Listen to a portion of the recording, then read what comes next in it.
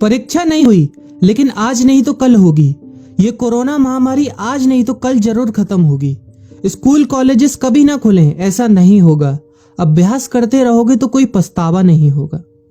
Corona महामारी के चलते इस समय स्कूल और कॉलेजेस बंद पड़े हैं, जिसके चलते विद्यार्थियों में पढ़ाई के प्रति लापरवाही देखी जा रही है।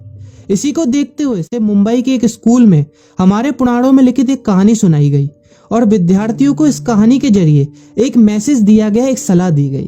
कहानी ये थी कि एक बार भगवान इंद्र किसानों से नाराज हो गए और उन्होंने घोषणा कर दी कि 12 साल तक बारिश नहीं होगी, आप फसलों को नहीं उगा पाएंगे। भगवान इंद्र से किसानों ने विनम्रता पूर्वक विनती की। किसानों की विनती को देखते हुए इंद्र ने बड़ी चालाकी से बारिश न होने का सारा श्रेय भगवान शिव के ऊपर डाल दिया और कहा कि बारिश तभी संभव है जब भगवान शिव अपना डमरू बजाएंगे। लेकिन इंद्रदेव भगवान शिव के साथ पहले ही गुप्त रूप से चर्चा कर चुके थे और उनसे किसानों के साथ सहमत नहीं होने के लिए भी अनुरोध कर चुके थे। जब किसान भगवान शिव के पास बारिश के लिए विनती करने के लिए गए तो उन्होंने भी कह दिया कि बारिश तभी होगी जब मैं 12 साल बाद अपना डमरू बजाऊंगा। निराश होकर वापस लौटते किसानों ने 12 साल तक इंतजार करने का फैसला किया। लेकिन उनमें से एक किसान वापस लौटकर नियमित रूप से अपना काम कर रहा था, खेती कर रहा था, यहाँ तक कि बीज भी बो रहा था।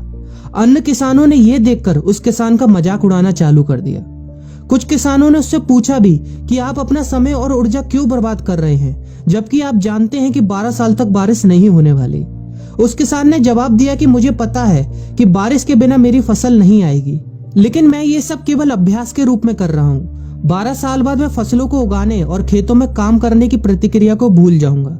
शरीर की काम करने की आदत छूट जाएगी और शरीर आलस का शिकार हो जाएगा।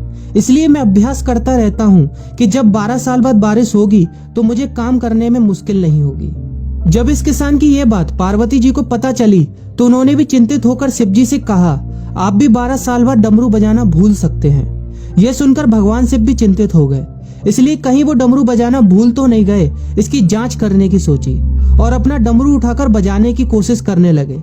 कोशिश करते हुए जैसे ही डमरू से आवाज आई वैसी बारिश होने लगी और जो किसान नियमित रूप से अपना काम कर रहा था उस किसान का खेत फसलों से हरा भरा हो गया।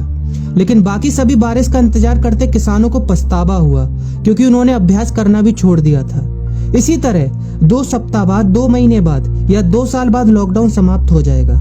कोरोना महामारी भी खत्म हो जाएगी। इसे घूरने या इस महामारी के खत्म होने तक का इंतजार करने से बेहतर है कि आप जिस कक्षा में हैं या जिस अगली कक्षा में जाने वाले हैं उसका अध्ययन करें। पुस्तकों का अध्ययन करके अपने कौशल को तेज करें। आपके पास जो ज्ञान है उसे और बढ़ाएं। इस समय का इस्तेमाल करें और ये सोचें कि आप और भी बेहतर कैसे कर सकते हैं, क्योंकि डमरू कभी भी बच सकता है। इसलिए अभ्यास करते रहें। अभ्यास ही गुणवत्ता का सार है। अभ्यास ही है जो आपको किसी भी क्षेत्र में पूर्ण बनाता है। अगर आप अपनी पढ़ाई के प्रति लापरवाही छोड़कर अभ्यास करते रहेंगे तो जब काम करने का समय आएगा, जब भी परीक्षा देने का समय आएगा, तो आप हर चुनौती और अपने हर क्वेश्चन का जवाब देने के लिए तैयार रहेंगे। अपना ध्यान रखें और अपनों का ख्याल रखें, क्योंकि कोरोना भी गया नहीं है। घर पर ही रहने की कोशिश करें ताकि आप भी और अन्य भी सुरक्षित रहें और नियमित रूप से अभ्यास करते रहें, क्योंकि डमरू कभी भी बच सकता है। वीडियो अच्छी लगी हो तो वीडियो को लाइक और अपने फ्रेंड्स के साथ शेयर करना मत भूलिएगा। और अगर आप एक पेरेंट हैं तो आप भी अपने बच्चों के साथ इस वीडियो को शेयर करना मत भूलिएगा।